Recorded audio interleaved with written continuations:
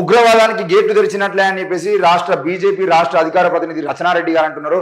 నిన్న అంటే తబ్లీగీ జమాత్ సంస్థను కాంగ్రెస్ ప్రభుత్వం ప్రోత్సహిస్తుందని, దీంతో ఉగ్రవాదానికి గేట్లు తెరిచినట్లే అవుతుందని బీజేపీ రాష్ట్ర అధికార ప్రతినిధి రచనారెడ్డి వ్యాఖ్యానించారు.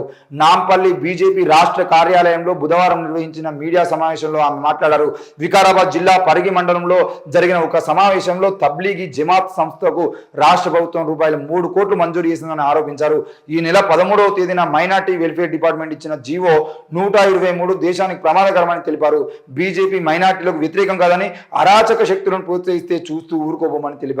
అంటే ఉగ్రవాదానికి సంబంధించిన విషయంలో మీరు తబ్లీగీ జమాత్ అనే సంస్థ ఉగ్రవాదం అని చెప్పేసి అంటున్నారు కదా, మరి బీజేపీ పార్టీతో అనుబంధంగా ఉన్న విద్యార్థి సంఘాలు కానీ, లేదంటే వీళ్ళు చెప్పుకున్నటువంటి మిగతా సంఘాలు కానీ ఉగ్రవాదులాగా తయారైపోయి ఒక వ్యక్తిని పోలీసు వాహనంలో పోతా ఉన్నప్పుడు పోలీసు వాహనాన్ని అడ్డుకొని పోలీసులను పక్క జరిపి ఆ వాహనంలో పోలీసుల రక్షణలో ఉన్నటువంటి వ్యక్తి మీద భౌతిక దాడి చేసినటువంటి పరిస్థితుల్లో ఈ రచనారెడ్డి గారు ఏం మాట్లాడారు?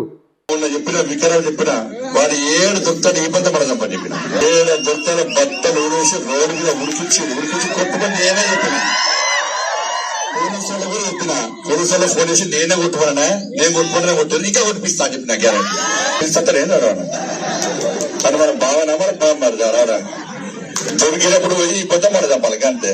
బీజేపీ అనుబంధ విద్యార్థి సంఘానికి సంబంధించిన నాయకులు విద్యార్థులు కాకతీయ యూనివర్సిటీలో దాడులు చేస్తూ ఉగ్రవాదం చేస్తూ ఉంటే, తీవ్రవాదం లాగా ప్రవర్తిస్తూ ఉంటే, వాళ్ళు భౌతిక దాడిలో దిగుతూ ఉంటే కేవలం 24 గంటల్లోనే వాళ్ళు బెయిలొచ్చే విధంగా అటెంప్ట్ మర్డర్ కేసులో అంటే ఆనాడు బైరి నరేష్కి సంబంధించిన విషయంలో బైరి నరేష్ని పోలీసు వాహనంలోనే కొట్టి ఆయనను చంపాలనే ప్రయత్నం చేసినప్పుడు అటెంప్ట్ మర్డర్ కేసులో కేవలం 24 గంటల్లోనే జైలు, అంటే వాళ్ళు జైలు పోకుండా బెయిల్ మీద బయట తీసుకొచ్చినటువంటి పార్టీ బీజేపీ పార్టీ. మరి అట్లాంటి బీజేపీ పార్టీ ఈరోజు మిగతా సంస్థల్ని ఉగ్రవాద సంస్థలు అంటే ఎట్లా? మీరేమో బహిరంగంగా పోలీసు వాహనాల మీద దాడులు చేస్తారు, పోలీసు వాహనంలో ఉన్న వ్యక్తుల్ని, పోలీసు రక్షణలో ఉన్నటువంటి వ్యక్తుల మీద దాడులు చేస్తారు. పోలీసు వాహనంలో వెళుతుండగా బైరి నరేష్ పై హిందూ సంఘాలు దాడి చేశారు. సమ్మయ్య నగర్ సమీపంలో మూకుమ్మడిగా దాడికి పాల్పడ్డారు. అంబేద్కర్ భవన్లో ఓ కార్యక్రమానికి హాజరై పోలీసు వాహనంలో తిరిగి వెళుతూ ఉండగా మాటు వేసి బైరి నరేష్ పై దాడి చేశారు.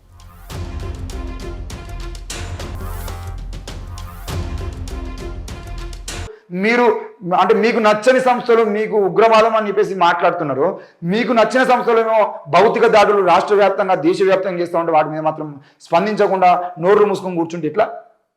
మీరు హైకోర్టు అడ్వకేట్గా ఉన్నటువంటి వ్యక్తి రచనారెడ్డి గారు ఇంతకుముందు బీజేపీ పార్టీలో చేరకముందు రచనారెడ్డి గారు మాట్లాడిన మాటలకు ఎంతో విలువ ఉండేది.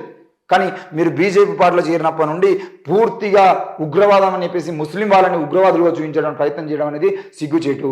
ఎట్టి పరిస్థితుల్లో కూడా మీరు నిజంగానే ఉగ్రవాదానికి సంబంధించిన విషయంలో మాట్లాడితే తప్పకుండా అన్ని సంస్థల మీద మాట్లాడండి.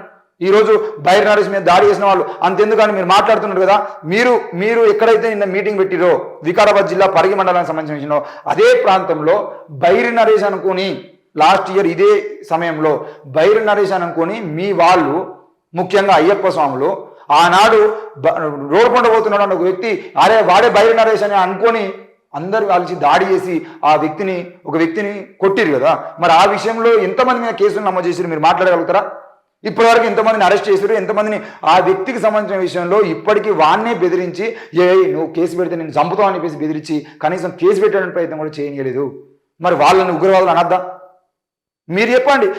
కేవలం తబ్లీగీ జమాత్ సంస్థ మాత్రమే ఉగ్రవాదాన్ని ప్రోత్సహిస్తుందా? రాష్ట్రంలో కులం పేరుతో మతం పేరుతో దాడులు చేస్తున్న వారు ఉగ్రవాదులు కాదా? వాళ్ళు తీవ్రవాదులు కాదా? వాళ్ళ ఎక్కువ నష్టం జరుగుతుంది కదా. మరి వాళ్ళ గురించి మాట్లాడడానికి మాత్రం మీ నోరు ఎందుకు లేవట్లేదు? ఈ విషయాన్ని కూడా అంటే ముఖ్యంగా ప్రజలు అర్థం చేసుకోవాల్సిన విషయం ఏంటి అని అంటే, మళ్ళీ బీజేపీ అధికారంలోకి వస్తుంది, మమ్మల్ని అనేవాడు ఎవరు లేడు, మేము ఏం మాట్లాడినా చెల్లుతుంది అని చెప్పేసి కేంద్రంలో మా ప్రభుత్వం ఉంది, మా మీద సిబిఐ ఎంక్వైరీ ఉండదు, మా మీద కేసులు ఉండవు, మా మీద కేసులు వచ్చిన అటెంప్ట్ మర్డర్ కేసులోనే వాళ్ళ నాయకులు బయటికి పోతున్నారంటే రానున్న రోజులు తప్పకుండా మాకు జరిగే నష్టమే ఉండదు అని చెప్పేసి ఈరోజు బహిరంగంగా మీరు మాట్లాడుతూ ఉన్నారు. కానీ ఇది ప్రజాస్వామ్యానికి చేటు. దయచేసి ఇట్లాంటి మాటలు అడ్వకేట్లుగా ఉన్నటువంటి మీలాంటి వాళ్ళు మాట్లాడడం సరైనది కాదు. కేవలం తబ్లీగీ జమాత్ సంస్థ కనుక నిజంగానే ఉగ్రవాదానికి ప్రోత్సాహం కలిగించే విధంగా ఉండేది తప్పకుండా దాన్ని కూడా బ్యాన్ చేయండి. దేశవ్యాప్తంగా బ్యాన్ చేసే అధికారం మీకు ఉంది కదా.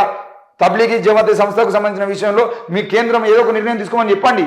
మరి కేంద్రం నిర్ణయం ఎందుకు తీసుకోవట్లేదు? అంటే బీజేపీలో ఉన్న నరేంద్ర మోడీ, అమిత్ షా లాంటి వాళ్ళేమో ఆ సంస్థలతో మంచి సంబంధాలు కొనసాగుతారు, ముస్లిం నాయకులతో సంబంధాలు ఉంటాయి, అన్నీ ఉంటాయి. మళ్ళీ మీలాంటి నాయకులేమో దేశంలో రాష్ట్రంలో ఉగ్రవాదాన్ని చెలరేగిస్తున్నారు అని చెప్పేసి మాట్లాడి రాష్ట్ర ప్రజలందరినీ మొత్తం రెచ్చగొట్టేయడం ప్రయత్నం చేస్తూ ఉంటారు. ఇది సరైనది కాదు కదా. రాష్ట్రంలో కేవలం వాళ్ళే కాదు, ముస్లిం సంస్థలే కాదు, హిందూ మతోన్మాదం పేరుతోని, క్రిస్టియన్ మతోన్మాదం పేరుతోని, ముస్లిం మతోన్మాదం పేరుతోని ఎవరైనా మతోన్మాదం పేరుతోని మతం కోసం హల్లలు చేస్తే వాళ్ళందరినీ బ్యాన్ చేయండి, వాళ్ళ సంస్థని బ్యాన్ చేయండి. మానవ హక్కుల కోసం పోరాటం చేసే వాళ్ళ మీద దాడులు చేస్తారు, మానవ హక్కుల కోసం మాట్లాడే వాళ్ళ మీద దాడులు చేస్తారు, బీజేపీకి యాంటీగా మాట్లాడే వాళ్ళ మీద దాడులు చేస్తారు, వాళ్ళ మీద ఎన్ఐఏ కేసులు పెడతారు. ఈరోజు ఎన్ఐఏ కేసులో 90% వికలాంగులుగా ఉన్నటువంటి వ్యక్తి సాయిబాబా గారిని, ప్రొఫెసర్ సాయిబాబా గారిని తీసుకుపోయి జైల్లో పెట్టి ఇప్పటి వరకు ఆయన భయపడి కనీసం బెయిల్ ఇచ్చేటువంటి పరిస్థితి మీ ప్రభుత్వం లేదు. మరి అట్లాంటి వ్యక్తులు బయట ఉండేదంటే మీకు వచ్చిన నష్టమేంది? వాళ్ళను దాడులు చేసిన వాళ్ళు ఏం మాట్లాడకపోయినా వాళ్ళ మీద ఏదో కేసు పెట్టి ఏవో మెయిల్స్ వచ్చినాయి అని తీసుకుపోయి జైల్లో పెడుతున్నారు కదా. మరి మీ వాళ్ళు బహిరంగంగా దాడులు చేస్తామని వాళ్ళ మీద ఎందుకు కేసులు పెట్టట్లేదు? అత్యాచారాలు చేసిన వాళ్ళని కూడా 3 నెలలు బయట తీసుకొచ్చి మళ్ళీ సన్మానాలు చేసి బీజేపీ వాళ్ళని తీసుకుపోయి మొత్తం ఊరేగిస్తున్న పరిస్థితి మనం చూస్తలేము దేశవ్యాప్తంగా.